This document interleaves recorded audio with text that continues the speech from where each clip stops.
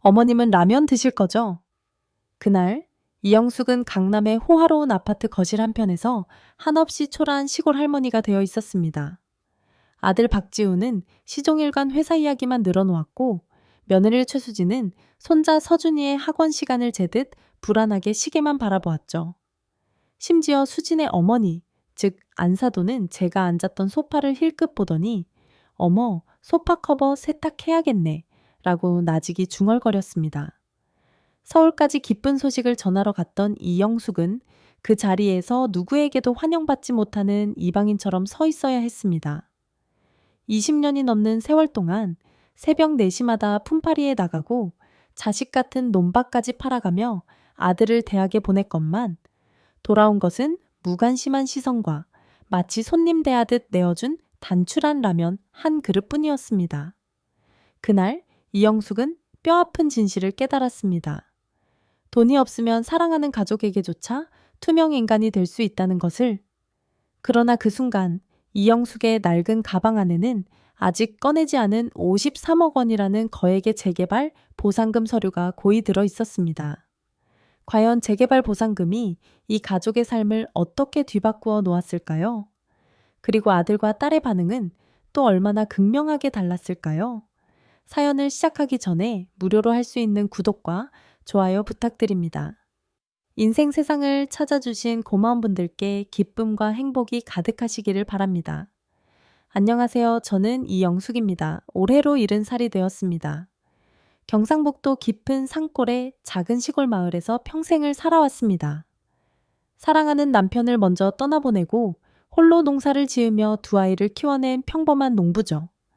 오늘 제 인생의 굴곡진 이야기를 여러분께 들려드리려고 합니다. 돈보다 귀한 것이 무엇인지, 그리고 진정한 가족의 의미는 무엇인지에 대한 이야기예요. 많은 아픔과 고난이 있었지만 그래도 여러분께 들려드릴 가치가 충분한 이야기라고 생각합니다. 먼저 제 가족을 소개해 드릴게요. 첫째 아들 박지우는 38살로 서울의 대기업에 다니고 있습니다. 며느리 최수진과 결혼하여 강남에 전세 아파트까지 마련하고 꽤 유복하게 살고 있죠. 둘째 딸 박세영은 35살로 아직 미혼입니다. 구로구의 작은 공장에서 성실하게 일하며 반지하 원룸에서 홀로 지내고 있어요. 제 인생의 가장 큰 변화는 20년 전 제 남편 박성호 씨가 세상을 떠났을 때부터 시작되었습니다. 그날을 저는 죽는 날까지 잊을 수 없을 것입니다. 가을이 막 시작되던 9월의 어느 목요일, 남편이 논에서 농기계 작업을 하다가 그만 기계에 끼이는 끔찍한 사고를 당했습니다. 이웃집 김영감 님이 피를 뒤집어 쓴 채 급히 달려와 영숙이 엄마, 큰일 났어 하고 소리쳤을 때의 그 공포는 지금도 제 심장을 얼어붙게 만듭니다.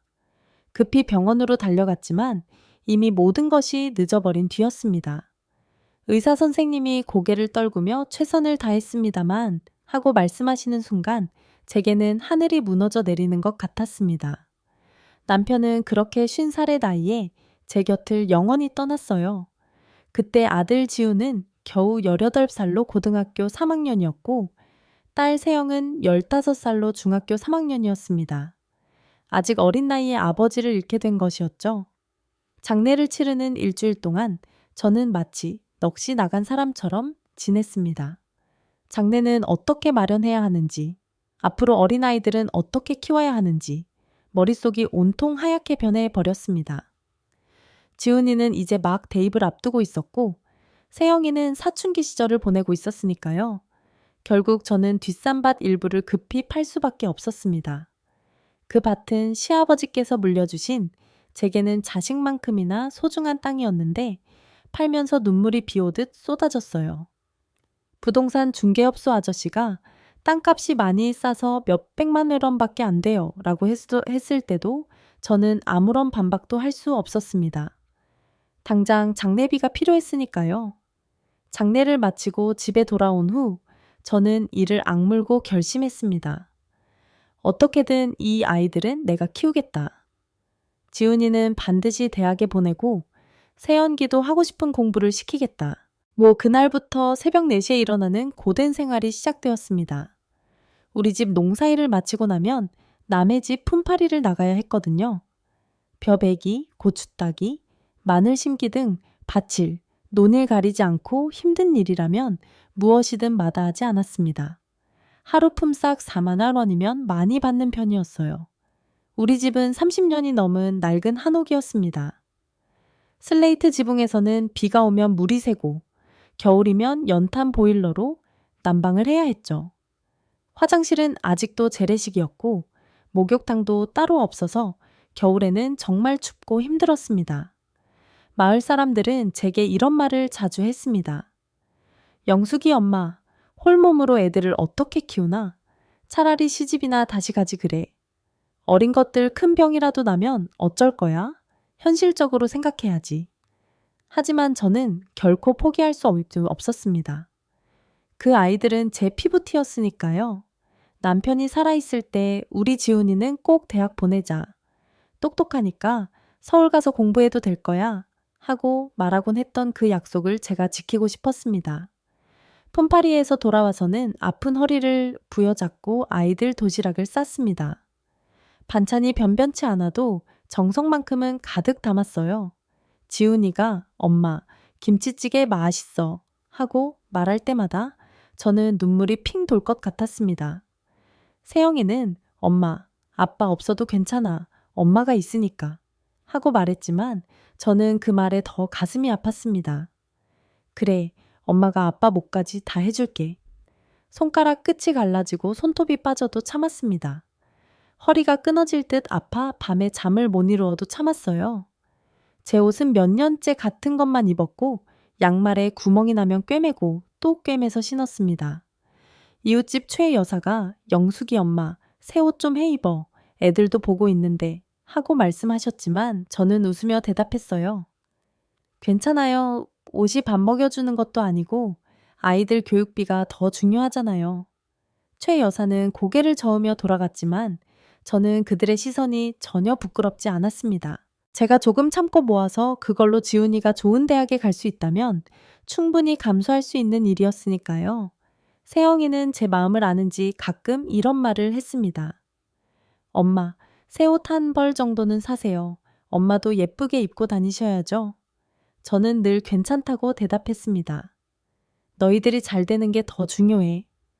그러면 세영이는 속상한 표정을 지었지만 더 이상 고집하지 않았습니다.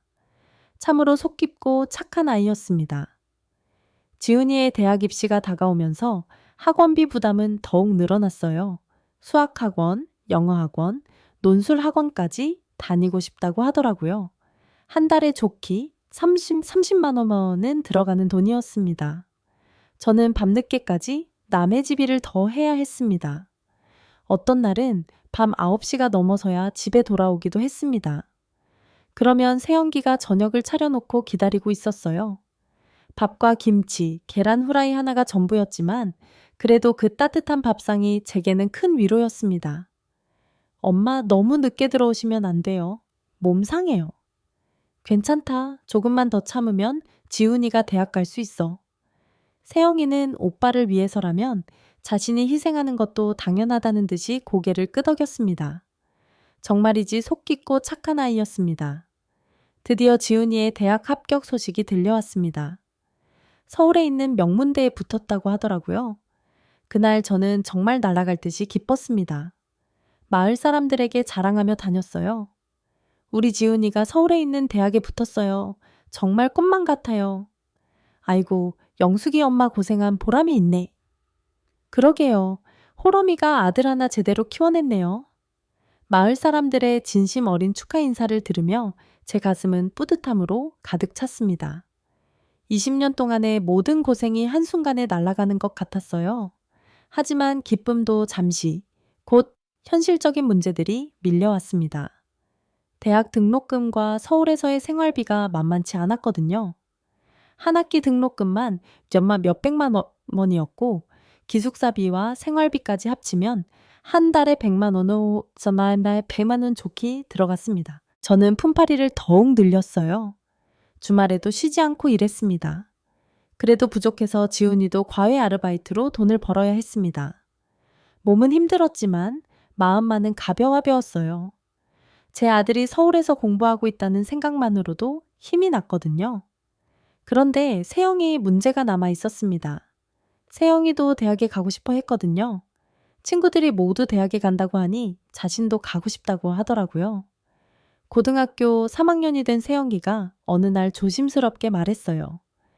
엄마, 저도 대학 가면 안 돼요? 그 말을 듣고 가슴이 찢어지는 것 같았습니다. 당연히 보내주고 싶었어요. 하지만 현실적으로 불가능했습니다. 지훈이의 학비만으로도 버거운 상황이었거든요. 세영가, 미안하다. 엄마가 능력이 없어서. 괜찮아요, 엄마. 그럼 저는 빨리 취직해서 엄마 도와드릴게요. 세영이는 울지 않았습니다. 오히려 담담하게 말하더라고요. 그 모습이 저를 더 가슴 아프게 했습니다. 18살 어린아이가 자신의 꿈을 포기하면서도 저를 걱정해주는 모습을 보니 눈물이 핑 돌았습니다. 세영이의 고등학교 졸업식 날, 저는 정말 마음이 아팠습니다. 다른 아이들은 부모님과 함께 대학 진학을 축하하는데 우리 세영이는 취직 준비를 해야 했거든요. 미안하다, 세영가. 너도 대학 보내주고 싶었는데 오빠 학비 때문에. 엄마, 정말 괜찮아요. 제가 일하면서 돈 벌어서 나중에 야간 대학이라도 다닐게요. 세영이는 끝까지 밝게 웃어 보였습니다. 하지만 저는 알고 있었습니다. 아이가 얼마나 속상할지를요. 지훈이는 대학 생활을 정말 열심히 했습니다. 성적도 좋았고 장학금도 받곤 했습니다. 방학 때는 집에 와서 농사일도 돕는 착한 아들이었습니다. 엄마, 제가 좋은 회사에 취직해서 엄마한테 효도할게요. 그래, 열심히 해라. 엄마는 네가 잘 되는 게 소원이야. 대학 4년 동안 정말 많은 일이 있었어요. 저의 지훈이가 군대에 갔다 올 때도 취업 준비할 때도 저는 뒤에서 묵묵히 뒷바라지 했습니다. 세영이는 고등학교를 졸업하자마자 구로구에 있는 작은 공장에 취직했어요. 비록 작은 공장이었지만 세영이는 맡은 일에 성실하게 임했습니다. 매달 30만 원씩 저에게 용돈을 가져다 주면서 이런 말을 했어요. 엄마, 이제 제가 효도할 차례예요. 그럴 때마다 제 가슴이 뭉클했습니다. 오빠는 대학에서 공부하고 있는데 동생은 공장에서 일하며 엄마를 돕는 모습이 기특하면서도 미안했습니다. 드디어 지훈이가 대학을 졸업하고 서울의 좋은 대기업에 취직했어요. 연봉도 꽤 괜찮다고 하더라고요. 그때 저는 정말 기뻤습니다. 그동안의 고생이 헛되지 않았다는 생각이 들었거든요. 그리고 2년 후 지훈이가 결혼한다고 했습니다. 최수진이라는 여자와 상견례를 하자고 하더라고요. 저는 떨리는 마음으로 서울에 올라갔습니다. 상견례 장소는 강남에 있는 고급 한정식 집이었어요. 저는 제가 가진 옷 중에 제일 깨끗한 옷을 입고 갔지만 수진의 부모님들을 보니 저절로 위축되었습니다. 그분들은 너무나도 화려하게 차려입으신 거예요. 안녕하세요. 지훈이 엄마입니다. 제가 인사를 드리자 수진의 아버지는 건성으로 고개를 끄덕였습니다. 수진의 어머니는 저를 위아래로 훑어보더니 뭔가 못마땅하다는 표정을 지었습니다. 아, 네, 안녕하세요. 목소리 톤이 차갑기 그지없었어요. 저는 괜히 움츠러들었습니다. 식사하는 동안 수진의 부모님들은 저와는 거의 대화를 하지 않았어요. 오직 지훈이에게만 관심을 보이며 회사 이야기, 아파트 이야기만 하더라고요. 저는 그저 조용히 앉아 있을 수밖에 없었습니다. 지훈 씨가 참 성실하시네요. 우리 수진이 잘 부탁드려요. 수진의 아버지가 말했지만 저에게 하는 말이 아니라 지훈이에게 하는 말 같았습니다. 저는 그냥 잘 부탁합니다. 하고 작은 목소리로 대답했습니다. 집에 돌아오는 길에 마음이 무거웠어요. 뭔가 환영받지 못한다는 느낌이 들었거든요. 하지만 지훈이가 행복해하니까 그걸로 충분하다고 생각했습니다. 결혼 후 지훈이는 강남의 전세 아파트를 얻어서 살기 시작했어요. 새로운 가정을 꾸리느라 바쁘다며 집에 오는 횟수가 눈에 띄게 줄어들었습니다. 그렇게 몇 년이 더 흘렀습니다. 지훈이는 결혼한 후로 집에 오는 횟수가 현저히 줄어들었어요. 명절이나 특별한 일이 있을 때만 간간히 얼굴을 보이곤 했죠. 그마저도 며느리 수진과 함께 오면 어색한 기운이 감돌았습니다. 딸 세영이만은 변함없이 한 달에 한 번씩 집에 들러 저를 살뜰히 챙겨주었습니다. 농사일로 무릎이 쑤시고 아프다는 제 이야기를 잊지 않고 칼슘제며 오메가3 같은 영양제들을 사다 건넸지요. 제가 홀로 지내면서도 크게 외로움을 느끼지 않을 수 있었던 건 아마도 딸아이의 그런 세심한 효도 덕분이었는지도 모릅니다. 얼마 안 되는 딸의 월급을 알고 있기에 한사코 거부했지만 딸은 집에 올 때마다 빠지지 않고 용돈 봉투를 제 손에 쥐어주었습니다. 엄마, 건강이 제일 중요해요. 무리하지 말고 몸 잘 챙기세요. 그런 평범한 일상이 계속되던 어느 날 아침이었어요. 가을바람이 살랑살랑 불던 10월의 어느 화요일, 저는 평소처럼 새벽 5시에 일어나 마당을 쓸고 있었습니다. 우편함을 확인하러 대문 쪽으로 나가는데 두툼한 봉투 하나가 들어있더라고요. 발신인을 보니 재개발 사업 시행자라고 적혀 있었습니다. 뭔가 심상치 않다는 직감이 들었어요. 봉투를 뜯어보니 재개발 보상협의 요청서라는 제목의 서류가 들어있었습니다. 복잡한 내용들이 빼곡히 적혀 있는데 제가 이해하기에는 너무 어려웠어요. 그런데 중간쯤에 있는 숫자 하나가 눈에 들어왔습니다. 토지 보상금 51억 원, 건물 보상금 2억 원, 총 보상금 53억 원. 저는 그 숫자를 보고 깜짝 놀랐습니다. 손이 덜덜 떨릴 정도였습니다. 이게 뭐지? 53억 원이라고? 몇 번을 다시 읽어봐도 같은 숫자였어요. 하지만 도무지 믿어지지 않았습니다. 우리 같은 시골 농가에 왜 이런 거액의 돈이 나온다는 걸까요? 아니야. 분명히 오타일 거야. 53만 원이겠지. 하지만 아무리 봐도 억원이라고 명확히 적혀 있었습니다. 저는 가슴이 두근거려서 어쩔 줄 몰랐습니다. 바로 옆집 김영감님 댁으로 뛰어갔어요. 이런 복잡한 서류는 저보다 이장님이 더 잘하실 테니까요. 이장님, 이장님. 마당에서 달개게 모이를 주고 계시던 김영감님이 고개를 돌렸습니다. 아이고, 영숙이 엄마, 이렇게 일찍이 웬일이야? 이장님, 이거 좀 봐주세요. 저한테 이상한 서류가 왔는데 뭔 소린지 모르겠어요. 김영감님이 서류를 받아보시더니 눈이 휘둥그레져졌습니다. 아이고, 이거 재개발 보상금 통지서네. 재개발이 뭔가요? 영숙이 엄마네 땅도 재개발 구역에 포함됐나 보네. 이거 대박이야. 김영감님의 설명을 들으니 조금씩 이해가 되었습니다. 우리 마을 일대가 도시개발 사업에 포함되면서 기존에 살던 사람들에게 보상금을 주고 이주를 시킨다는 거였습니다. 그런데 이장님, 금액이 맞는 건가요? 53억 원이라니요? 맞는 것 같은데 요즘 땅값이 많이 올랐다잖아. 영숙이 엄마는 땅도 넓고 집도 크니까 이 정도 나올 수 있어. 저는 다리에 힘이 풀려서 김영감님 댁 마루턱에 주저앉았습니다. 꿈만 같았습니다. 내가 이런 거액의 돈을 받는다고요? 그럼 이제 부자 됐네. 아들 며느리한테 자랑할 만하겠어. 김영감님은 환하게 웃으시며 추측하여 주셨지만 저는 아직도 믿어지지 않았습니다. 20년 동안 하루 품삯 몇만 원 받으며 살아온 제가 갑자기 53억 원이라니요. 집에 돌아와서 서류를 다시 한번 찬찬히 읽어봤습니다. 보상 절차와 관련된 내용들도 상세히 적혀 있었어요. 30일 이상의 협의 기간을 거쳐서 최종 금액이 확정된다고 되어 있었습니다. 며칠 후 마을회관에서 재개발 사업 설명회가 열렸어요. 저는 떨리는 마음으로 참석했습니다. 말쑥한 양복 차림의 사업 시행자 직원들이 와서 자세한 설명을 해주더라고요. 이번 재개발 사업으로 총 200가구가 이주하게 됩니다.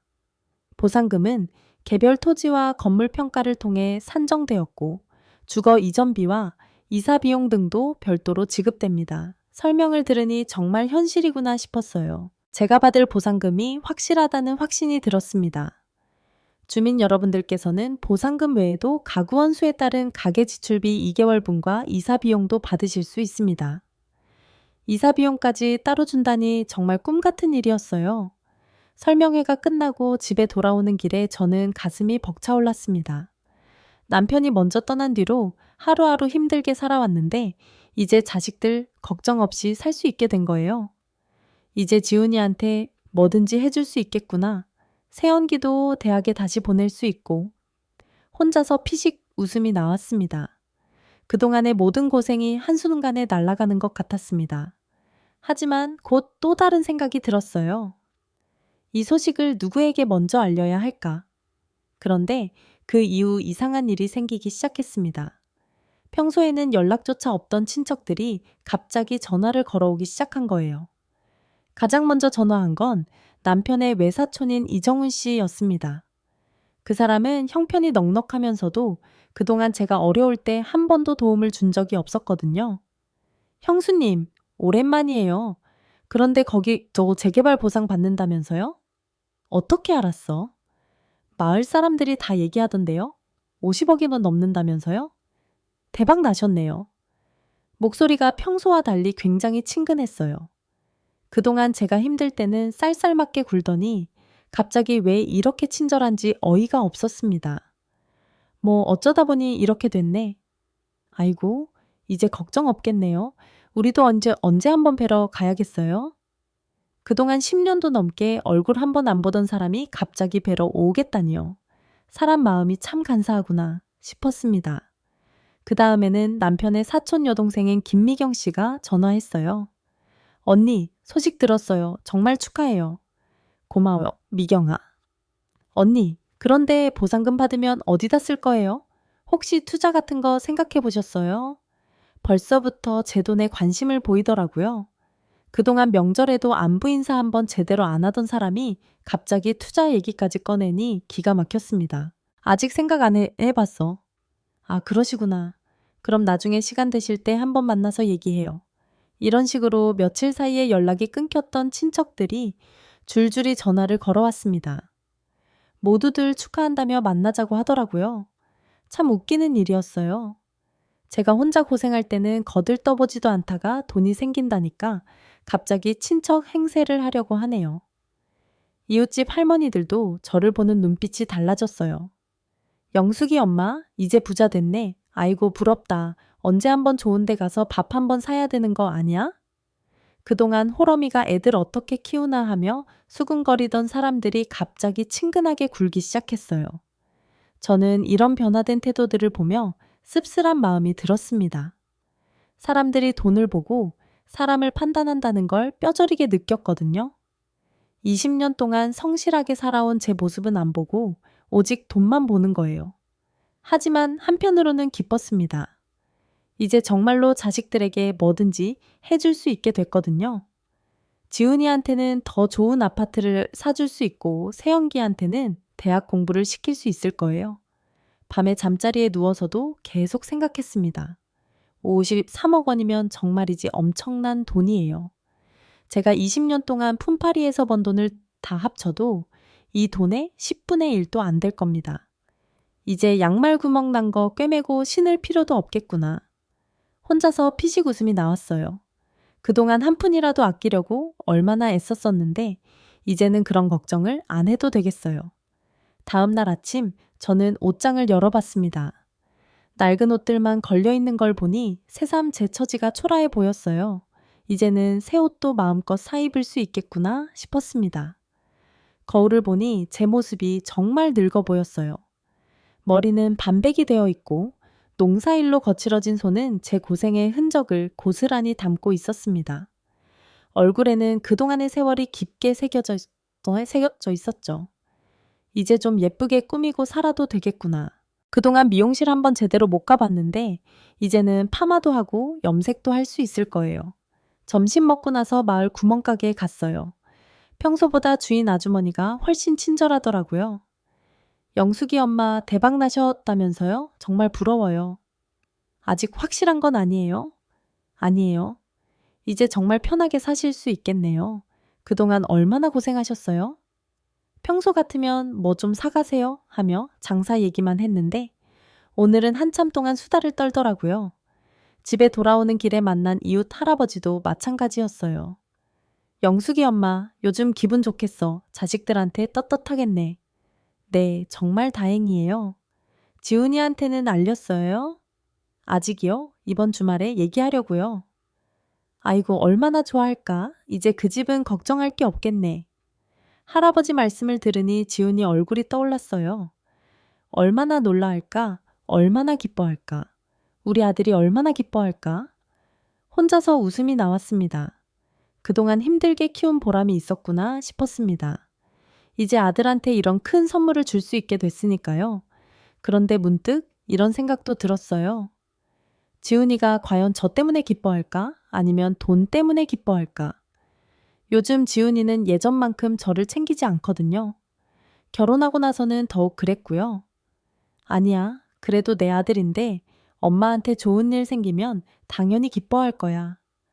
스스로를 달랬지만 마음 한편으로는 불안했어요. 혹시 지훈이도 다른 사람들처럼 돈만 보는 건 아닐까? 하는 생각이 들었거든요. 세영이는 걱정이 없었습니다. 그 아이는 돈이 있든 없든 항상 저를 챙겨주었거든요. 매달 용돈을 가져다 주면서도 엄마, 더 드리지 못해서 죄송해요 하고 말하는 아이예요. 저녁을 먹으면서도 계속 생각했습니다. 이 돈을 어떻게 써야 할까? 지훈이와 세연기에게 얼마씩 나눠줄까? 아니면 제가 가지고 있다가 필요할 때 써야 할까?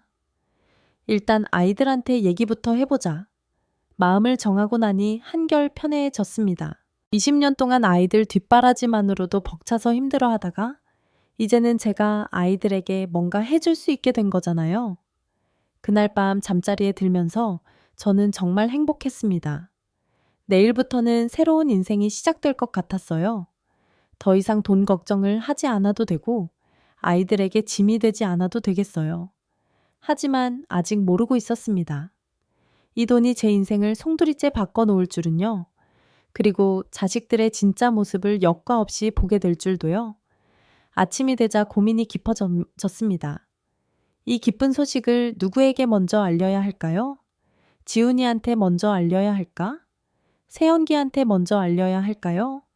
생각해보니 지훈이가 첫째 아들이고 서울에서 잘 살고 있으니 이런 큰돈에 대해서도 더 잘 알 것 같았어요. 어떻게 관리해야 하는지, 어떻게 써야 하는지 말이에요. 그래서 결심했습니다. 지훈이에게 직접 가서 얘기해주고 싶었어요. 전화로는 너무 성의가 없을 것 같았거든요. 이렇게 큰 소식은 얼굴을 마주보고 전해야 하는 거 아니겠어요? 그날 아침 저는 평소보다 일찍 일어나서 준비를 시작했어요. 먼저 몸을 깨끗이 씻고 머리도 정성스럽게 빗었습니다. 거울을 보니 평소보다 훨씬 밝은 얼굴이었어요. 역시 좋은 일이 생기니까 얼굴도 환해지는 것 같았습니다.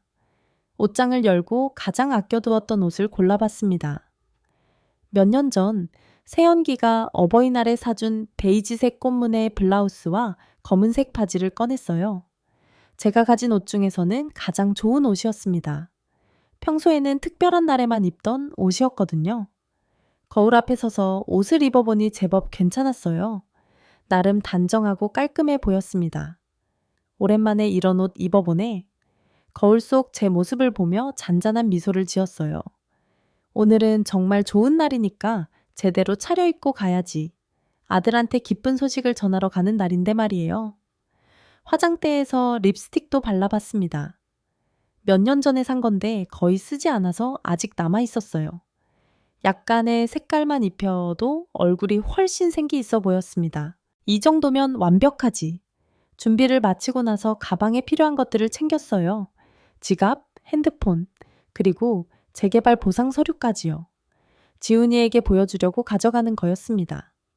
아들이 직접 서류를 보면 더 실감이 날 거예요. 집을 나서면서 기분이 정말 좋았어요. 드디어 아들에게 이런 좋은 소식을 전할 수 있게 됐거든요. 버스 정류장까지 걸어가는 동안 가슴이 두근두근 했어요. 지훈이가 얼마나 놀랄까? 얼마나 기뻐할까? 우리 아들이 얼마나 기뻐할까? 혼자서 웃음이 나왔습니다. 그동안 힘들게 키운 보람이 있었구나 싶었습니다. 이제 아들한테 이런 큰 선물을 줄 수 있게 됐으니까요. 시외버스에 올라타서 서울행 표를 샀어요. 평소에는 버스비가 아까워서 고민했는데 오늘은 그런 걱정이 전혀 없었습니다. 이제 버스비 걱정 안 해도 되겠구나. 창밖 풍경을 보며 생각에 잠겼습니다. 시골 논밭이 지나가고 점점 도시 풍경이 나타나기 시작했습니다. 같은 길인데도 오늘은 왜 이렇게 기분이 좋을까요? 버스 안에서도 계속 생각했습니다. 지훈이한테 어떻게 얘기해야 할까? 갑자기 엄마가 53억 원 받게 됐다. 이렇게 말하면 너무 갑작스러울 것 같았어요. 일단 서류부터 보여주자. 그러면 아들이 알아서 이해할 거야. 서울에 도착하니 역시 번화했습니다. 사람들이 바쁘게 오가고 자동차들이 끊임없이 지나다녔어요. 지하철을 타고 강남으로 향했습니다. 강남역에서 내려서 지훈이가 사는 아파트 단지로 걸어갔습니다. 높은 건물들이 하늘을 찌르듯이 솟아있는 모습이 정말 장관이었어요. 우리 아들이 이런 곳에서 사는구나. 고개를 들어 올려다보니 목이 아플 정도였습니다. 아들이 이런 멋진 곳에서 살고 있다니 정말 자랑스러웠습니다. 아파트 입구에 도착하니 경비실이 있었어요. 경비원 아저씨가 저를 보더니 의아한 표정을 지었습니다. 어디 가시는 거예요? 아들 집에 가려고요. 몇 동 몇 호예요? 방문 신고를 해야 해요. 성함이 어떻게 되세요? 이영숙입니다. 이 경비원이 지훈이 집에 전화를 걸더라고요. 하지만 받지 않았나 봐요. 집에 안 계신 것 같은데요. 다시 연락해 보세요. 저는 지훈이에게 전화를 걸었어요. 지훈아, 엄마야. 지금 아파트 앞에 와 있는데. 엄마, 갑자기 왜 서울에 왔어? 목소리가 좀 당황스러운 것 같았습니다. 좋은 소식이 있어서. 지금 올라가도 돼? 아, 네. 저는 아직 회사라서 집에 가면 수진이 있을 거예요. 올라가 계세요. 경비원이 출입카드를 주면서 엘리베이터 사용법을 알려줬어요. 엘리베이터에 올라타니 거울이 있었어요. 거울에 비친 제 모습을 보니 깔끔하게 잘 차려입었다는 생각이 들었습니다. 아들이 보면 기뻐할 거예요. 18층까지 올라가는 동안 마음이 더욱 설렜어요. 빨리 지훈이에게 이 기쁜 소식을 전하고 싶었거든요. 엘리베이터 문이 열리고 복도를 걸어가는데 정말 깨끗하고 고급스러웠어요. 시골집과는 차원이 다른 곳이었습니다. 지훈이 집 문 앞에 섰어요. 문패에 박지훈이라고 적혀 있는 걸 보니 뿌듯했습니다. 제 아들 이름이 이런 좋은 곳에 걸려 있다니요. 초인종을 누르기 전에 잠시 멈췄어요. 갑자기 떨렸거든요. 좋은 소식인데 왜 이렇게 긴장이 될까? 좋은 소식인데 뭐가 걱정이야? 스스로에게 용기를 주며 초인종을 눌렀습니다. 네, 누구세요? 며느리 수진의 목소리였어요. 수진아, 나야? 잠시 침묵이 흘렀습니다. 뭔가 당황하는 기색이 느껴졌어요. 아, 어머님, 잠시만요. 문이 열렸을 때 수진의 표정을 보고 저는 깜짝 놀랐습니다. 전혀 반갑지 않다는 표정이었거든요. 당황한 기색이 역력했습니다. 어머님, 연락도 없이 갑자기 수진이 한숨을 쉬는 소리가 들렸어요. 뭔가 귀찮다는 표정이었습니다. 좋은 소식이 있어서 왔어. 들어가도 돼? 아, 네, 들어오세요. 수지는 제 뒤를 따라오며 시계를 보더라고요. 아이들 학원 보내야 하는데 뭔가 빨리 가길 바라는 눈치였어요. 저는 마음이 조금 상했지만 그래도 좋은 소식을 전하러 온 거니까 이해하려고 했습니다. 거실에 들어서니 정말 멋있었어요. 거대한 소파에 대형 텔레비전, 깨끗한 대리석 바닥까지 시골집과는 비교할 수 없을 정도로 고급스러웠습니다. 그런데 마침 수진의 어머니도 와 있더라고요. 딸집에 놀러 온 모양이었어요. 사돈어른도 와 계셨네요. 안녕하세요. 제가 반갑게 인사하자 수진의 어머니도 저를 보더니 어색하게 인사했어요. 그리고 수진과 의미심장한 눈빛을 주고받았습니다. 뭔가 좋지 않은 시선이었어요. 그래도 저는 사돈과 가까워지고 싶어 웃으며 다가갔습니다. 오래 걸었던 탓에 무릎이 아파서 사돈이 앉아있던 소파 끝에 살짝 걸터 앉았더니 수진이 눈살을 찌푸리는 게 보였습니다. 그리고 수진의 어머니가 작은 목소리로 말하더라고요. 수진아, 소파 커버 세탁해야겠네. 그 말을 듣고 가슴이 찔렸습니다. 제가 마치 더러운 사람 취급을 당하는 것 같았거든요. 분명히 깨끗이 씻고 제일 좋은 옷을 입고 왔는데 마치 제가 소파를 더럽혔다는 식으로 말하는 거예요. 순간 얼굴이 화끈거렸습니다. 이런 말을 들을 줄이야. 8살 손자 서준이가 거실로 뛰어나왔어요. 할머니 반가워하며 뛰어오나 싶었는데 갑자기 멈춰 서더니 제 얼굴을 유심히 보더라고요. 할머니, 얼굴 왜 이렇게 까매요? 그 순간 사돈 앞에서 부끄러운 마음이 들었습니다. 농사일로 햇볕에 타서 까맣게 된 얼굴을 손자가 그렇게 내놓고 말하다니요. 얼굴이 화끈거렸습니다. 수진이 쿡 웃으며 말했어요. 시골 사람들은 원래 좀 그래. 서준아, 할머니한테 인사해. 그 말투에서 저를 완전히 무시하는 느낌이 들었습니다. 마치 제가 교양 없고 촌스러운 시골 사람이라고 말하는 듯한 느낌이었습니다. 갑자기 제가 한없이 초라해졌어요. 그나마 제일 좋은 옷을 입고 왔는데도 이런 취급을 받다니요. 가슴이 답답하고 숨이 막히는 것 같았습니다. 하지만 저는 애써 참았습니다. 가방에서 보상 서류를 꺼낼 준비를 했어요. 이 서류만 보여주면 분위기가 완전히 바뀔 거라고 생각했습니다. 그런데 수진이 또 시계를 보더니 말했습니다. 어머님, 정말 죄송한데 아이들 학원 시간이 다 되어서요. 지훈 씨는 8시쯤 들어올 거예요. 완전히 나가달라는 뜻이었어요. 저는 당황했습니다. 아, 그럼 지훈이 올 때까지 기다려도 될까?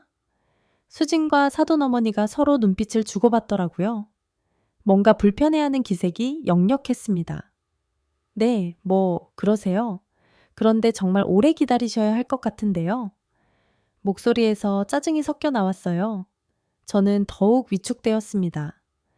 괜찮아, 조금만 기다릴게. 수지는 서준이를 데리고 나가면서 안사돈에게 작은 목소리로 말했어요. 엄마, 조금 있다 와요. 아이 학원 보내고 올게요. 그러고는 저를 홀로 거실에 남겨두고 나갔습니다. 사돈도 함께 나가더라고요. 홀로 남은 거실에서 저는 정말 어색했어요. 거대한 소파에 혼자 앉아 있으니 더욱 초라한 기분이 들었습니다. 주변을 둘러보니 모든 게 고급스럽고 깨끗했어요. 제가 있는 게 어울리지 않는 것 같았습니다. 시간이 느리게 흘렀어요. 1시간 정도 지났을까요? 드디어 지훈이가 들어왔습니다. 어머니, 정말 오셨네요. 지훈이의 첫 말이었습니다. 반갑다는 기색은 전혀 없었습니다. 오히려 귀찮다는 표정이었어요. 지훈아, 오랜만이구나. 네, 그런데 갑자기 웬일이세요? 연락이라도 주고 오시지. 말투가 차갑더라고요. 예전에 다정했던 아들 모습은 찾아볼 수 없었습니다. 좋은 소식이 있어서 왔어. 좋은 소식이요? 지훈이가 넥타이를 풀며 대수롭지 않게 물었어요. 전혀 관심 없어 하는 표정이었습니다. 저는 가방에서 서류를 꺼내려고 했는데 그때 수진이 돌아왔어요. 사돈 어머니도 함께였습니다. 여보 왔구나. 어머님이 오셨어. 수진이 지훈이에게 말했지만 목소리에 별로 반가워하지 않는다는 뜻이 담겨 있었어요. 응, 봤어? 지훈이도 시큰둥하게 대답했습니다. 그러고는 저를 보더니 물었어요. 요즘은 시골에서 별로 일할 거 없으시죠? 그 말을 듣고 가슴이 아팠습니다. 농사일이 얼마나 힘들고 1년 내내 얼마나 바쁜데 그렇게 쉽게 말하다니. 아들이 오직 공부에만 집중할 수 있도록 지금껏 뒷바라지 했더니 20년 동안 제가 얼마나 고생했는지 아들은 전혀 모르는 거예요. 농사일도 쉽지 않단다. 아, 그래도 시골은 여유롭잖아요. 서울처럼 복잡하지도 않고.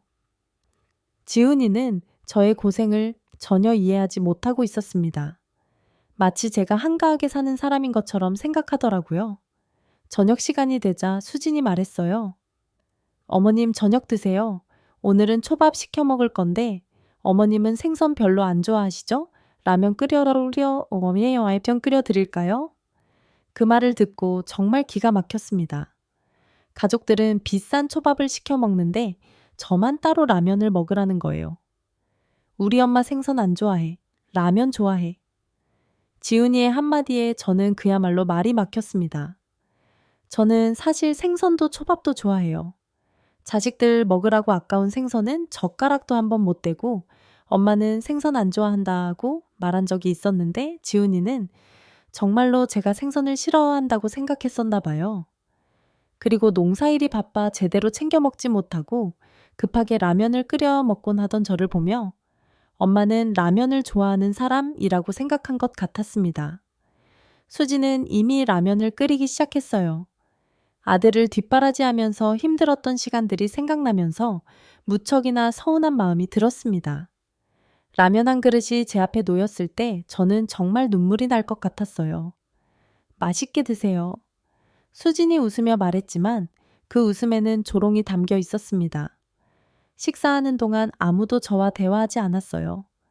지훈이는 회사 얘기만 하고 수지는 아이들 사교육 얘기만 했습니다. 저는 완전히 소외되어 있었습니다. 그때 수진이 저를 보며 말했어요. 어머님은 잘 모르시겠지만 서울은 사교육 경쟁이 정말 치열해요. 아이들 사교육비만 해도 한 달에 100만 원은 넘거든요. 노골적으로 무시하는 말투였어요. 제가 무식한 시골 사람이라는 뜻으로 들렸습니다. 저는 더 이상 참을 수 없었어요. 가방에서 서류를 꺼내려고 했는데 그때 지훈이가 말했습니다. 어머니, 늦었으니까 오늘은 여기서 주무시고 내일 아침에 가세요. 마지못해 하는 말투였어요. 하루만 재워줄 테니 오래 있을 생각 말고 가라는 뜻이었습니다. 고마워, 지훈아. 작은 방에 이불 깔아드릴게요. 수진이 말했어요. 작은 방으로 가면서 저는 마음이 너무 아팠습니다. 제가 이 집에서 환영받지 못한다는 걸 확실히 느꼈거든요. 방에 들어가서 이불에 누우니 눈물이 주르륵 흘렀습니다. 이렇게 차가운 대접을 받을 줄은 몰랐습니다. 아들이 이렇게 변할 줄도 몰랐고요. 가방 속에는 여전히 재개발 보상 서류가 들어 있었습니다. 53억 원이라는 엄청난 돈 이야기를 하려고 왔는데 이런 분위기에서는 도저히 꺼낼 수가 없었습니다. 내일 아침에 얘기해야겠다. 하지만 마음 한편으로는 의심이 스며들었어요. 과연 이 서류를 보여주면 지훈이의 태도가 바뀔까? 돈 때문에 갑자기 친절해지면 그게 진짜 효도일까? 밤늦게까지 잠이 오지 않았습니다. 가족들의 웃음소리가 거실에서 들려왔지만 저는 그 웃음에 끼지 못했습니다. 완전히 따돌림 당한 기분이었어요. 평생을 아들을 위해 희생했는데 저에게 돌아온 것은 차가운 시선뿐이었습니다. 정말 서러웠습니다. 그날 밤 저는 밤새도록 많은 생각을 했습니다. 과연 내가 아들을 잘못 키웠나? 아니면 며느리 때문에 이렇게 된 건가? 아니면 원래 이런 아이였는데 제가 몰랐던 건가? 답을 찾을 수 없었어요. 하지만 한 가지는 확실했습니다. 제가 마음속으로 그렸던 아들과 실제 아들은 완전히 다른 사람이었다는 것을요. 다음 날 아침, 저는 잠을 설쳤습니다. 밤새도록 지훈이 가족들의 차가운 시선이 머릿속을 떠나지 않았거든요. 작은 방 이불 속에서 뒤척이며 새벽을 맞았어요. 일찍 거실로 나가니 수진이 바쁘게 아침 준비를 하고 있었습니다. 저를 보더니 어색한 미소를 지으며 인사했어요. 어머님 주무셨어요? 응, 잘 잤어. 거짓말이었지만 그렇게 말할 수밖에 없었습니다. 정말이지 한숨도 제대로 못 잤거든요. 간단히 토스트랑 커피 드실래요? 괜찮아. 나는 집에 가서 먹을게. 배는 고팠지만 더 이상 이 집 공기를 마시고 싶지 않았습니다. 어서 빨리 나가고 싶었어요. 지훈이는 벌써 넥타이를 매며 출근 준비 중이었습니다. 거울을 보면서 말했습니다. 어머니, 조심히 들어가세요. 너도 일 열심히 해라. 네, 그런데 다음에는 미리 연락 주고 오세요. 그 한마디가 제 가슴을 깊이 후벼 팠습니다. 마지막 인사치고는 너무나 차가웠습니다. 집을 나서는 발걸음이 무거웠습니다. 어제 들고 온 보상금 서류는 결국 가방 속에 그대로 있었어요. 그런 분위기에서는 꺼낼 엄두조차 나지 않았거든요. 지하철을 타고 딸이 있는 구로로 향하는 마음이 마냥 편치만은 않았습니다. 딸마저 나를 반기지 않으면 어찌해야 할지 두려운 마음이 들었거든요. 구로역에서 내려 세영기가 사는 반지하 원룸까지 걸어갔습니다. 계단을 내려갈수록 습기찬 퀴퀴한 냄새가 코끝을 스쳤어요. 정말 좁고 어두운 곳이었습니다. 문을 두드렸어요. 누구세요? 세영가? 엄마야? 문이 열리자마자 세영기가 깜짝 놀란 표정으로 저를 바라봤어요. 그러더니 이내 얼굴에 환한 미소가 번졌습니다. 엄마, 세연기가 제게 달려와 꼭 안아주었어요. 지훈이 집에서는 결코 느낄 수 없었던 따뜻함이었습니다. 정말 반갑다는 마음이 고스란히 전해졌어요. 엄마, 이렇게 갑자기 무슨 일로 왔어요? 미리 연락 주셨으면 마중 나갔을 텐데. 그냥 보고 싶어서 어서 들어오세요. 좁긴 하지만 세연기의 집은 정말 작았습니다. 원룸이라고 부르기에도 민망할 정도로 비좁았습니다. 침대 하나, 작은 책상 하나, 옷장 하나가 전부였어요. 화장실과 부엌이 한 공간에 있는 구조였죠. 그런데도 세연기가 반갑게 맞아주니까 마음이 금세 따뜻해졌어요. 엄마 앉으세요. 드실 것 좀 챙겨올게요. 세연기가 부지런히 움직이며 따뜻한 차를 준비해 주었습니다. 가진 건 별로 없어도 정성만큼은 넘쳐났어요. 미안하다, 세연가. 이렇게 좁은 곳에서 혼자 살면서 괜찮아요, 엄마? 저는 혼자 사는 게 좋아요. 하지만 세영이 얼굴에는 쓸쓸한 그림자가 스쳐갔어요. 정말 괜찮을 리가 없잖아요. 차를 마시며 이런저런 이야기를 나누던 중이었어요. 세연기가 갑자기 제 발끝을 보더니 깜짝 놀란 표정을 지었습니다. 엄마, 양말이. 제 양말 발가락 부분에 구멍이 뻥 뚫려서 실밥이 엉켜 있는 게 보인 거예요. 몇 번이나 꿰매고 또 꿰매서 신는 양말이었거든요. 엄마, 아직도 이런 양말 신어요? 세영이의 목소리가 떨렸어요. 눈가에 눈물이 맺히기 시작했습니다. 아직 신을 만해서 엄마, 이건 너무해요. 새 양말이 얼마나 한다고. 세영기가 눈물을 닦으며 말했어요. 그 모습을 보니 제 가슴도 먹먹해졌습니다. 갑자기 세영이의 표정이 멍해지더니 먼 곳을 바라보는 눈빛이 되었어요. 어린 시절 기억을 떠올리는 것 같았습니다. 엄마 기억나요? 내가 어릴 때 오빠가 양말 버리면 엄마가 그것도 주워서 꿰매고 신었잖아. 그런 일이 있었나? 있었지. 오빠 대학 등록금 마련하려고 한 푼이라도 아끼려고 그러셨잖아요. 세영이의 목소리가 더욱 떨렸어야죠. 어린 나이에도 어머니의 희생을 모두 지켜보고 있었던 거예요. 그때 내가 엄마한테 새 양말 사드린다고 했는데 엄마가 괜찮다, 돈 아껴라 하셨잖아. 그런데 우리 엄마는 그때나 지금이나 똑같네. 아직도 이런 양말 신고 있고. 세영기가 제 발을 조심스럽게 어루만지며 말했어요. 그 따뜻한 손길에 저는 울컥했습니다. 엄마, 오늘은 무조건 새 옷 사러 가요. 괜찮다, 세영가. 돈 아껴라. 안 돼. 엄마가 언제 새 옷을 입어봤어? 세연기가 단호하게 말하더니 작은 통장을 꺼내서 잔고를 확인했어요. 얼마 안 되는 돈이었지만 세영이는 개의치 않는 표정이었습니다. 엄마, 여기 구로시장 가자. 거기서 예쁜 옷 하나 사드릴게요. 그런데 가면 돈만 많이 써. 엄마 집에 옷 많아. 나는 내가 엄마 옷장에 뭐 있는지 뻔히 아는데 세영이의 고집을 꺾을 수 없었습니다. 결국 둘이 손잡고 구로시장으로 향했습니다. 시장에 도착하니 형형색색의 옷들이 가득했어요. 하지만 제 눈에는 모든 게 비싸 보였습니다. 세영기가 여러 가게를 돌아다니며 정성스럽게 옷을 골라 보여주었어요. 제가 연보라색 블라우스와 베이지색 바지가 입혀진 마네킹을 슬쩍 만져보면서 이거 예쁘네 했더니 상인이 다가왔어요. 그리고는 이거 세트로 10만 원인데 할인해서 8만 원에 드릴게요 하더라고요. 저는 화들짝 놀라며 손을 뗐어요. 너무 비쌌거든요. 이걸로 하자. 저는 7,000원짜리 분홍색 티셔츠를 가리켰어요. 그나마 제일 저렴한 거였습니다. 세영이는 제가 고른 분홍색 티셔츠를 가져가 계산을 했어요. 그동안 저는 다른 옷들을 좀 더 구경했죠. 엄마 계산했어요. 이제 가요. 세영기가 종이 봉투를 들고 와서 말했어요. 그래, 고마워. 하지만 세영이 얼굴에는 뭔가 비밀스러운 미소가 떠 있었습니다. 집으로 돌아와서 쇼핑백을 열어보는데 분홍색 티셔츠 아래에 보라색 블라우스와 베이지색 바지가 들어있는 거예요. 세연가, 이건 언제? 엄마, 이것도 입어봐요. 이게 더 예뻐. 세연기가 환하게 웃으며 말했어요. 자기 돈으로 몰래 사준 거였습니다. 이런 비싼 걸 왜 샀어? 돈이 얼마나 아까운데.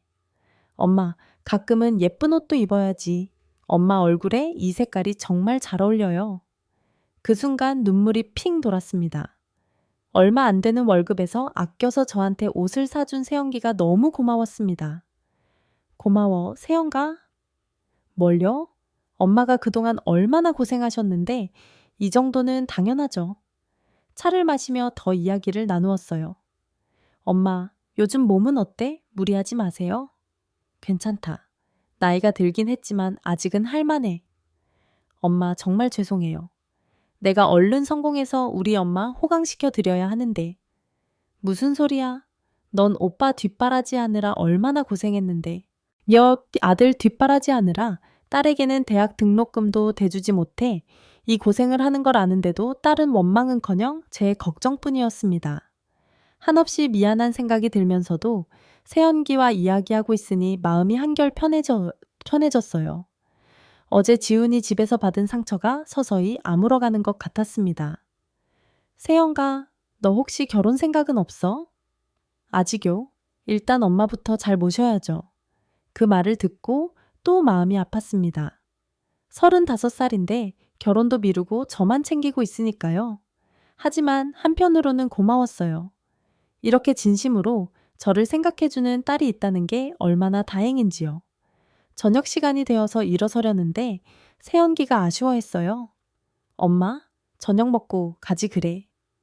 괜찮다. 집에 가서 먹을게. 그럼 자주 오세요. 너무 일만 하지 마시고 바람도 쐴 겸 저 보러 와요. 세연기가 정말 아쉬워하는 표정이었어요. 집으로 돌아가는 길에 생각했습니다.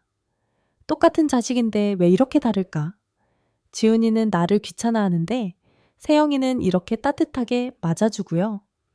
환경의 차이겠죠. 지훈이는 타지에서 공부만 하면서 제 고생을 제대로 보지 못했지만 세영이는 제 곁에서 저와 고통을 나누며 모든 걸 지켜봤으니까요. 세영이 덕분에 마음이 따뜻해졌어요. 진짜 효자는 바로 이 아이구나 싶었습니다. 세영이 집에서 돌아온 지 사흘이 지났습니다. 그동안 받았던 따뜻한 위로 덕분에 마음이 한결 편해져 있었습니다. 오늘도 평소처럼 마당에서 빨래를 널고 있는데 낯익은 차 소리가 들렸습니다. 창문 너머로 내다보니 지훈이 차였어요. 그런데 평소와 뭔가 달랐습니다. 트렁크를 열고 커다란 상자들을 여러 개 꺼내고 있는 거예요. 수진과 서준이도 함께 왔더라고요. 엄마. 지훈이가 환한 미소를 지으며 집으로 들어왔어요. 두 팔에는 커다란 선물 상자들을 안고 있었습니다. 어머, 지훈아, 갑자기 웬일이야? 그냥 엄마 보고 싶어서 왔어요. 지훈이의 목소리가 평소와 달랐어요. 굉장히 다정하고 따뜻했습니다. 지난번 서울에서 봤던 시큰둥한 태도와는 정반대였습니다. 수진도 따라 들어오면서 제 손을 꽉 잡았습니다. 어머님, 요즘 잘 지내세요? 혹시 아픈 데는 없으시고요? 너무나 극진한 관심이었어요. 지난번에는 저를 그렇게 차갑게 대하더니 갑자기 왜 이럴까요? 지훈이가 상자들을 식탁에 올려놓기 시작했어요. 하나씩 열어보니 정말 놀라운 것들이 들어있었습니다. 몸에 좋은 거 많이 사왔어요. 이건 1등급 한우 등심, 이건 백화점에서 최고급으로 사온 전복이고 이건 노르웨이산 오메가3예요. 그동안 고생하셨는데 좋은 것만 드셔야죠. 이런 비싼 걸 왜 사왔어? 서준이 학원비라도 더 보태지. 엄마 드시는 건데 뭐가 아까워요? 지훈이가 정말 다정하게 말했어요. 손자 서준이도 평소와 달리 제게 꼭 달라붙어 애교를 부렸습니다. 할머니 사랑해요. 지난번에는 제 얼굴이 까맣다고 했던 아이가 이제는 이렇게 다정하게 굴다니요. 지훈이는 한우를 꺼내더니 직접 구워주겠다고 했습니다. 평소 같으면 상상도 할 수 없는 일이었어요. 부엌에서 불까지 피워가며 정성스럽게 고기를 구워주더라고요. 엄마, 맛있게 드세요. 구운 고기를 제 앞에 놓으며 말하는 지훈이를 보니 정말 감동스러웠습니다. 우리 아들이 변했구나 싶었습니다. 서울에서 보여준 차가운 대접이 미안했나 보구나 생각했어요. 수진도 부엌에서 설거지를 하고 걸레질까지 해주었습니다. 평소 같으면 절대 하지 않을 일들이었어요. 어머님, 겨울 오기 전에 보일러 바꾸시는 게 어때요? 괜찮아. 이것도 충분해. 안 돼요. 건강이 제일 중요한데 제가 새 보일러 놔 드릴게요. 정말 180도 달라진 모습이었습니다. 저는 마음이 뭉클해졌습니다. 아들이 드디어 철든 건가 싶었어요. 저녁까지 해주겠다며 수진이 부엌에서 바쁘게 움직였어요. 지훈이는 제 옆에 앉아서 다리도 주물러주고 어깨도 두드려 주었습니다. 엄마, 그동안 많이 고생하셨어요. 앞으로는 저희가 자주 와서 돌봐드릴게요. 정말 꿈 같은 일이었어요. 20년 동안 바라왔던 일들이 현실이 되고 있었습니다. 지훈이가 준비한 저녁상을 받으며 눈물이 날 뻔했어요. 그동안의 서운함이 모두 사라지는 것 같았습니다. 고맙다, 지훈아. 뭘요? 당연한 거죠. 정말 착한 아들이구나 싶었어요. 그동안 제가 너무 성급하게 판단한 건 아닐까 하는 생각도 들었습니다. 다음 날도 지훈이는 일찍 일어나서 마당을 쓸어주고 화단도 정리해 주었어요. 평소 같으면 절대 하지 않을 일들이었습니다. 이제 연세가 있으셔서 운동도 꼭 하셔야 해요. 산책 같이 할까요? 괜찮다. 너 힘들 텐데. 전혀 안 힘들어요. 엄마랑 같이 있는 게 좋아요. 정말 감동적이었습니다. 우리 아들이 이렇게 효자였나 싶었습니다. 그렇게 이틀을 보냈습니다. 지훈이 가족들은 정말 극진하게 저를 모셨어요. 지난번 서울에서의 차가운 대접은 잊힌 지 오래였습니다. 그런데 셋째 날로 또 뜻밖의 방문객이 찾아왔어요. 남편의 외사촌 이정은 씨였습니다. 그동안 연락이 끊겼던 사람이 갑자기 나타난 거예요. 형수님, 안녕하세요. 어머, 정은아, 오랜만이네. 이정은 씨는 거실을 둘러보더니 지훈이를 발견하고 반가워했어요. 지훈이도 와 있네. 네, 삼촌. 안녕하세요. 그래, 잘됐다. 마침 너한테 할 얘기가 있었는데 이정은 씨가 지훈이 옆에 앉으면서 말했어요. 지난번에 전화했을 때 얘기한 그 투자건 말이야. 그 순간 분위기가 싸늘하게 변했습니다. 지훈이 얼굴이 굳어지더라고요. 삼촌, 그건 형수님은 모르시는구나. 며칠 전에 지훈이한테 전화했거든요. 형수님이 재개발 보상금 받게 됐다고. 그거 받으면 지훈이 줄 거 아니에요? 그래서 내가 좋은 투자처 있다고 얘기해줬거든. 이정은 씨가 무심코 내뱉은 말이었지만 저에게는 엄청난 충격이었습니다. 뭐라고? 저는 지훈이를 바라봤어요. 지훈이는 당황한 표정으로 고개를 숙이고 있었습니다. 모든 퍼즐이 맞춰지기 시작했어요. 갑작스러운 방문, 비싼 선물들, 극진한 대접. 모든 게 보상금 때문이었던 거예요. 그 뒤로 미루지 않고 찾아왔지. 투자하기에는 지금이 정말 좋은 기회라고. 이정은 씨는 아무것도 모르고 계속 말했어요. 하지만 저는 이미 모든 것을 알아차렸습니다. 지훈이와 수진의 얼굴이 하얗게 질려 있었습니다. 들킬 줄 몰랐던 비밀이 이렇게 허망하게 드러난 거였습니다. 저는 조용히 일어났습니다. 가슴이 너무 아팠어요. 그동안의 감동이 한순간에 무너져 내렸습니다. 결국 이 모든 게 거짓이었구나. 돈 때문이었구나. 이정은 씨는 아직도 모르는 채 계속 떠들고 있었어요. 형수님, 53억 중에 10억만 투자해도? 저는 이정은 씨를 향해 차가운 시선을 던졌습니다. 그제야 이정은 씨가 분위기를 알아차리고 말을 멈췄어요. 지훈이와 수지는 하얗게 질린 얼굴로 서로를 바라보고 있었습니다. 침묵이 흘렀어요. 무겁고도 차가운 침묵이었습니다. 제 마음속에서는 분노와 배신감이 끓어오르고 있었어요. 지훈이가 먼저 입을 열었습니다. 떨리는 목소리였어요. 엄마, 설명을 좀 들어보세요. 설명? 뭘 설명해? 제 목소리가 평소보다 낮고 차갑게 울렸어요. 지훈이가 움찔했습니다. 내가 서울 갔을 때는 왜 그렇게 굴었니? 저는 지훈이를 똑바로 바라보며 물었어요. 지난번 서울에서 받은 차가운 대접이 선명하게 떠올랐습니다. 소파 커버를 빨아야겠다던 수진의 말, 시골 사람들은 원래 그렇다던 무시하는 말투들 말이에요. 지훈이가 입술을 다물었지만 제대로 된 대답이 나오지 않았습니다. 저희도 몰랐잖아요. 간신히 나온 대답이었습니다. 몰랐다고? 뭘 몰랐는데? 이런 큰돈이 있는 줄 몰랐으니까. 지훈이의 대답을 듣고 저는 확신했어요. 결국 돈 때문에 태도를 바꾼 거였습니다. 돈이 없으면 무시하고 돈이 있으면 극진하게 대하는 거였어요. 수진이 울먹이며 끼어들었어요. 어머님, 저희가 잘못했어요. 용서해 주세요. 용서? 저는 냉소적으로 웃었습니다. 그럼 돈이 없으면 그렇게 대해도 되는 거야? 아니에요. 그게 아니라, 그럼 뭔데? 수진도 할 말을 잃었어요. 변명할 말이 없었던 거죠. 저는 이들을 차근차근 바라봤습니다.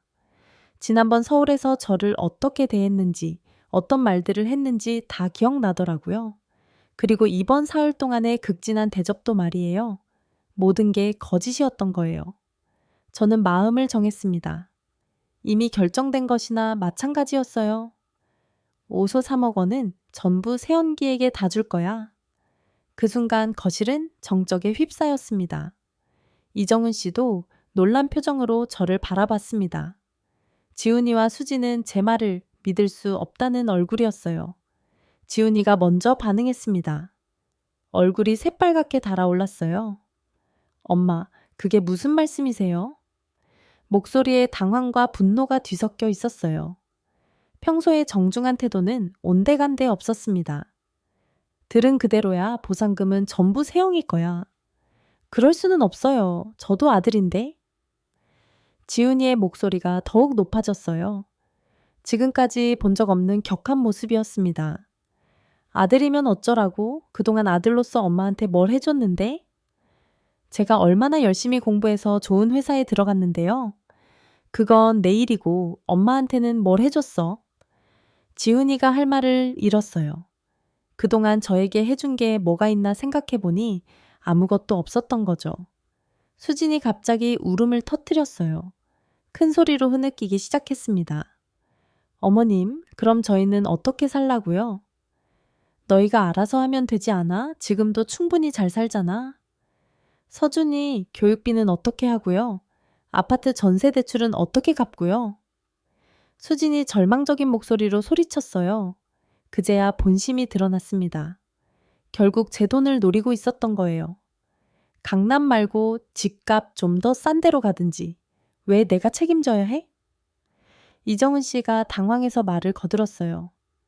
형수님, 너무 성급하게 결정하지 마세요. 가족끼리 이럴 필요 있어요?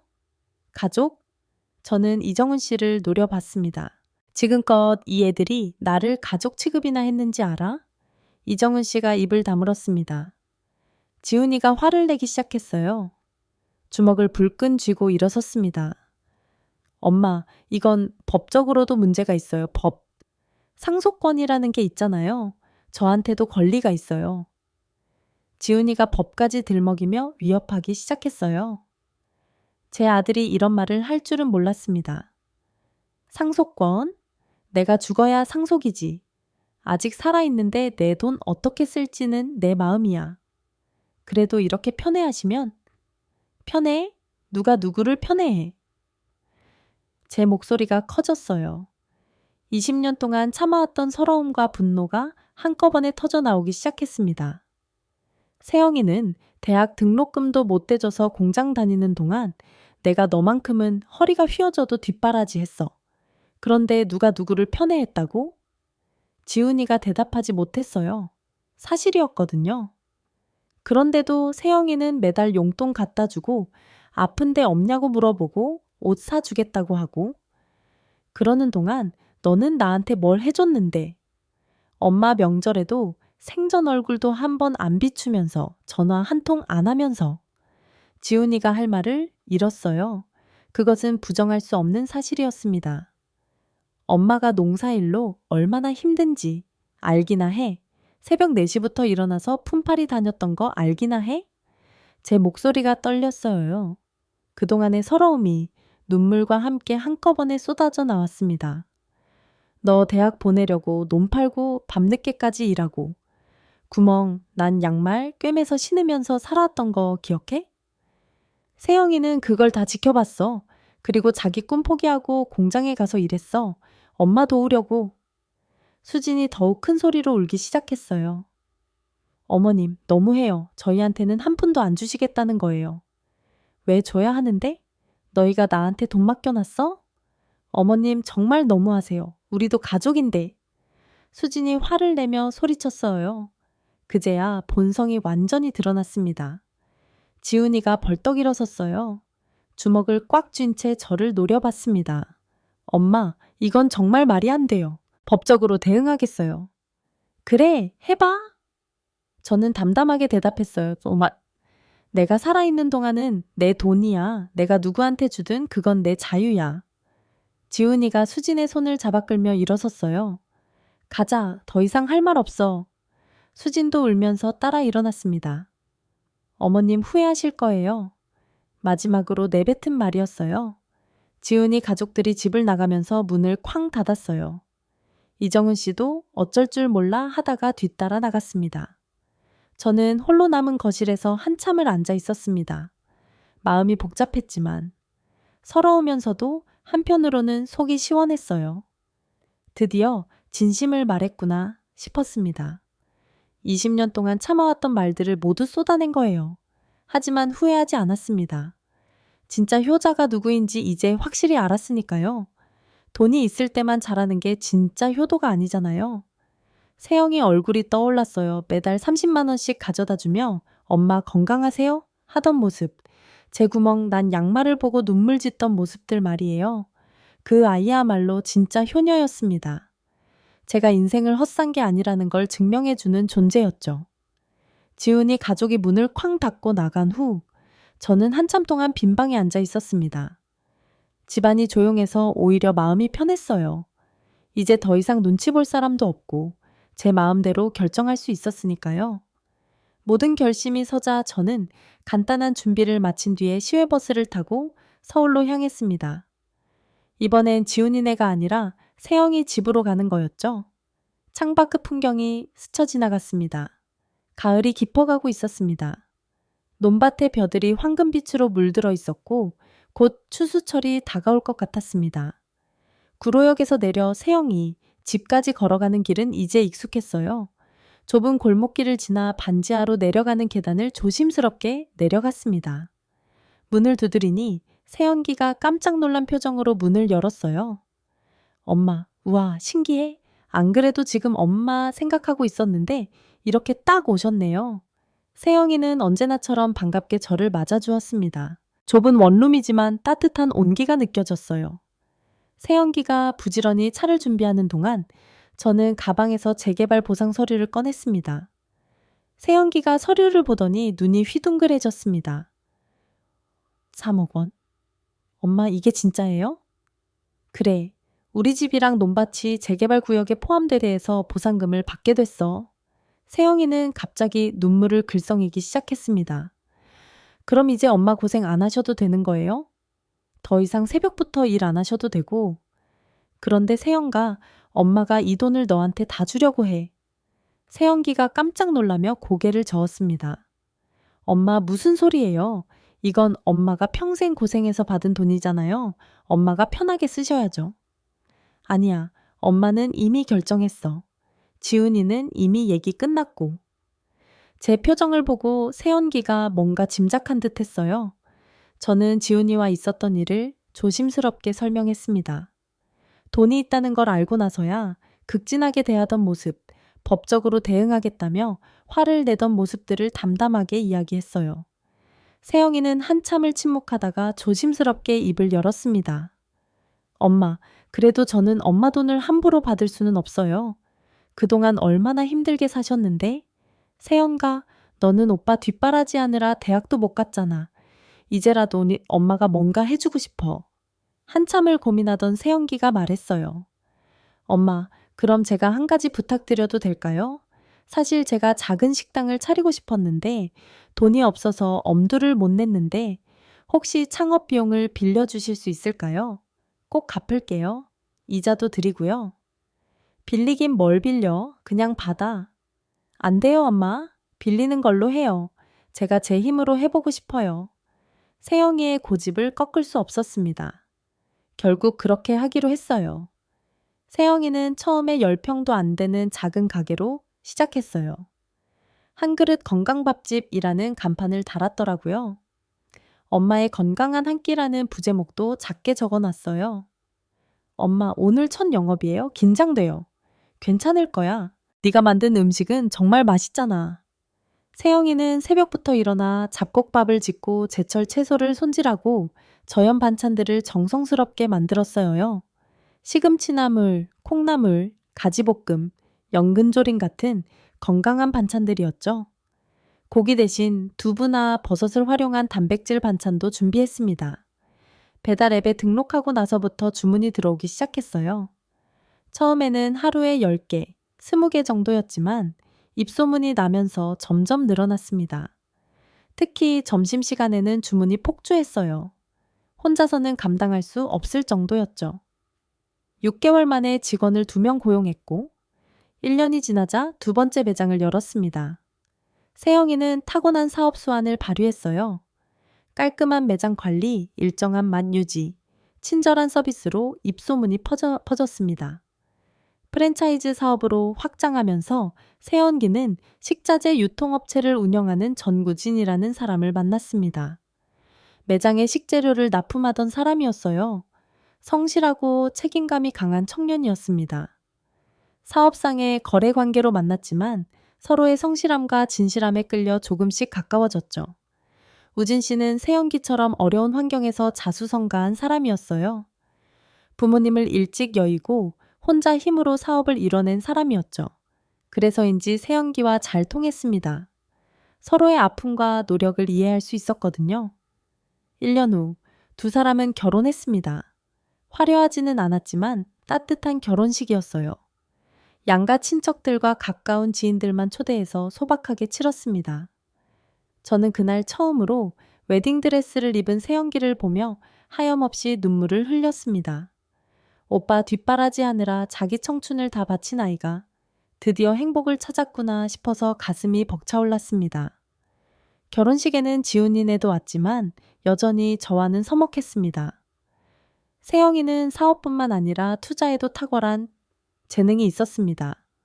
제가 준 자금으로 부동산과 주식에 투자했는데 시기를 정말 잘 맞췄습니다.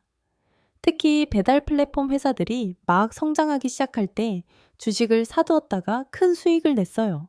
코로나 시기를 거치면서 배달 산업이 폭발적으로 성장했거든요. 세영이는 번 돈으로 강남에 넓은 아파트를 구입했어요. 그리고 저를 모시고 싶다고 했습니다. 처음에는 신혼부부 사는 집에 함께 사는 게 부담스러워 주저했지만 보상금을 받은 뒤로 시골을 떠나 홀로 지내고 있던 차에 세연기가 너무 간절히 부탁해서 결국 함께 살기로 했어요. 낯선 타지에서 홀로 지내는 게 외롭기도 했거든요. 세영이의 신혼집은 입지가 좋은 강남의 오래된 아파트였는데 내부 인테리어가 정말 잘 되어 있어서 불편함이 없었습니다. 햇빛이 잘 들어오는 거실, 넓은 주방, 따뜻한 바닥 난방까지. 무엇보다 세영이 부부와 함께 지낼 수 있다는 게 가장 좋았어요. 매일 아침 함께 밥을 먹고 저녁에는 하루 있었던 일을 이야기하며 따뜻한 차를 마셨습니다. 사위 우진 씨도 정말 저에게 잘해줬어요.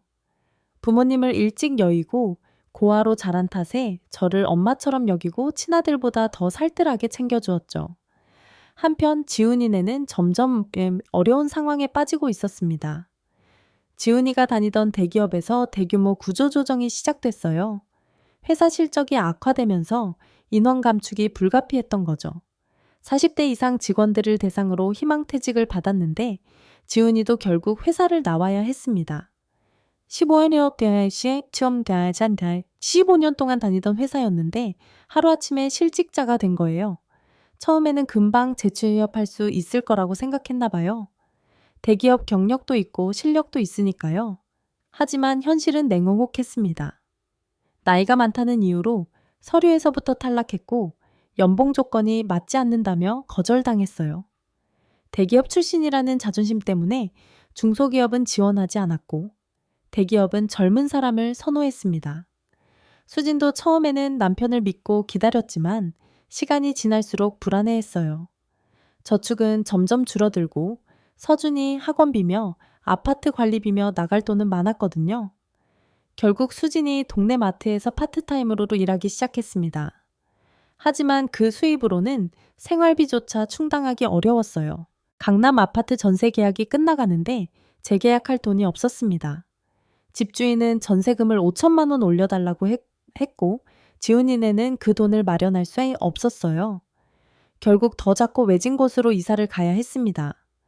서준이도 다니던 학원을 그만둬야 했고 수지는 풀타임 일자리를 찾아 나섰어요. 오빠가 저한테 찾아왔었어요. 어느 날 세연기가 조심스럽게 말했어요. 돈 좀 빌려달라고 하더라고요. 그래서 엄마한테 진심으로 사과하면 생각해보겠다고 했어요. 저는 복잡한 심정이었습니다. 아무리 서운해도 제가 낳은 자식인데 그렇게 어렵게 산다니 마음 한구석이 아프기도 했어요. 엄마, 그래도 오빠는 오빠잖아요. 한 번만 용서해 주시면 안 될까요? 세연가, 아직은 좀 더 시간이 필요해. 그날 밤 저는 오랜만에 낡은 사진을 꺼내봤습니다. 지훈이와 세연기의 어릴 적 사진들이 가득했어요. 두 아이 모두 해맑게 웃고 있었습니다. 창밖으로는 도시의 불빛들이 반짝이고 있었습니다. 저 불빛 하나하나에 사람들의 삶이 담겨 있겠죠? 행복한 사람도 있을 거고, 불행한 사람도 있을 거예요. 부자도 있고, 가난한 사람도 있겠죠? 하지만 중요한 건 돈이 아니라 마음이라는 걸 지훈이가 지금쯤은 깨달았기를 바랐어요. 세연기처럼 돈이 없어도 진심으로 어머니를 생각하는 자식이 진짜 효자예요. 지훈이처럼 성공했다고 해서 좋은 대학 나오고 대기업 다닌다고 해서 효자가 되는 건 아니었어요. 결국 사람의 진짜 모습은 어려울 때 드러나는 법이죠. 저는 세연기가 차려준 따뜻한 이불 속에서 편안하게 잠들었습니다. 세영이 부부와 함께 아침을 먹고 딸과 사위가 출근하는 모습을 배웅하고 저녁엔 세연기와 차를 마시며 이야기를 나누는 일상이 정말 행복했어요. 그렇게 또 며칠이 지났을 때였습니다. 세연기가 급하게 집에 들어왔어요. 평소와 다른 표정이었죠. 엄마, 오빠가 우리 집 앞에 와 있어요.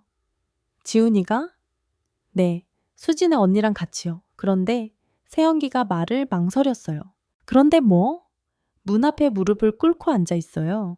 순간 가슴이 철렁했어요. 무릎을 꿇고 있다니요. 지훈이가 그렇게까지 할 줄은 몰랐습니다. 얼마나 오래 그러고 있었어? 모르겠어요. 저도 지금 막 들어온 거라 비가 오는데도 그냥 그러고 있더라고요. 밖으로 나가보니 정말 지훈이와 수진이 현관문 앞에 무릎을 꿇고 앉아 있었습니다. 머리와 어깨가 비에 흠뻑 젖어 있었습니다. 평소 말끔했던 지훈이의 모습과는 전혀 달랐어요. 양복은 구겨져 있었고 얼굴은 초췌해 보였습니다. 수진은 더 심했어요. 눈이 퉁퉁 부어 있었고 화장도 비에 번져 있었습니다. 지난번 저를 무시하던 그 당당한 모습은 온데간데 없었어요. 세연기가 먼저 다가갔습니다. 오빠, 언니 왜 이래요? 지훈이가 고개를 들었어요. 눈이 빨갛게 충혈되어 있었습니다. 세연가, 우리가 정말 잘못했어. 엄마께 사과드리고 싶어. 세연기가 저를 바라봤어요. 어떻게 해야 할지 묻는 눈빛이었습니다. 저는 한참을 망설였어요. 그동안 받은 상처가 쉽게 사라지지 않았거든요. 하지만 비에 젖어 무릎 꿇고 있는 아들의 모습을 보니 마음이 흔들렸습니다. 들어오거라. 제가 말하자 지훈이가 놀란 표정으로 저를 바라봤어요. 엄마, 일단 들어와. 비 맞고 서 있으면 감기 걸려. 거실에서 마주 앉았을 때 분위기는 무거웠어요. 지훈이와 수지는 여전히 고개를 숙이고 있었습니다. 세영이는 수건을 가져다 주며 중간에서 어색해했어요. 지훈이가 먼저 입을 열었습니다. 떨리는 목소리였어요.